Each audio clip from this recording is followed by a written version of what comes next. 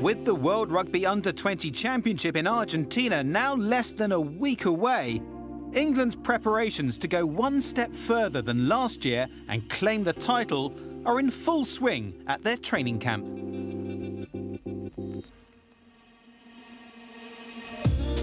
Sort of the main thing to take away from last year was just, it's obviously a lot of games in a short period, so the guys who were here last year who were in that tournament, getting to play that amount of games in a 3-week period is really invaluable experience.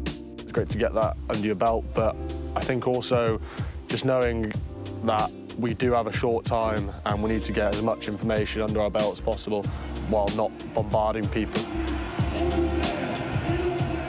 I think on the way to the final, we developed as a team well. I thought in the final we played some good rugby. If we'd had a bit more time, we might have nicked it at the end, which was part of our strategy, was to last the game and try and increase the pace towards the end. What I think we'll take from it is the need to be a bit more accurate with what we do, and the fact that we don't have a lot of preparation time, so we need to be simple as well. So there's two factors, I think, are probably what we took out of it. It's basically just getting everyone together in the group for the under-20s, getting everyone familiar with calls. Obviously, there's a lot of guys here who've been together during the Six Nations and have got to know each other through that. So we're pretty much just here just to sort of clarify everything going into the World Cup and just get to know each other more and more throughout this week, really.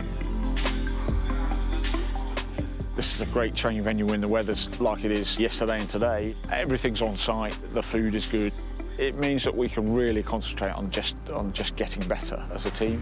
There's no fixture at all, so that means we've got more time in terms of on the field practicing. We don't have to save anything for a Friday night game, for instance. We don't have to worry too much about preparing specifically for a particular team. So it's all about concentrating on us, which I think is really, really beneficial at this stage.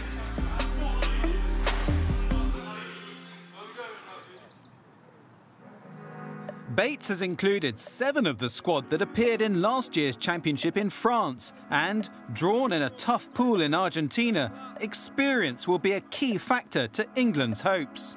We haven't really deliberately gone about trying to select guys that were here last year. I think lots of people have taken a step forward during this season in terms of showing themselves capable of leading different areas of the game and different aspects of the team. I think they're integrating really well with each other, which is the important thing at this stage. It wasn't deliberate policy to go for experience in that, but I think it works. For us, massively, it's one game at a time. We've got some really big games to look forward to.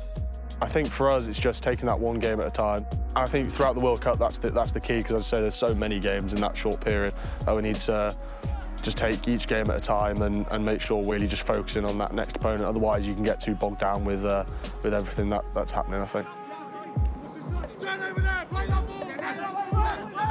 I think it is a tough, well, I think all of the groups are tough. We obviously had recent experience of Ireland and lost, and I think there's a score to settle there, I think, within the playing group. Italy will be passionate and we will expect them to come at us pretty hard. Australia will be very interesting. I think, having watched them play against the All Blacks, they will obviously be pretty confident, and that's something we're going to have to prepare very thoroughly for. Whether recent results have changed the way we prepare, I'd probably not. We'd take them very seriously, and we'll prepare very thoroughly for every game.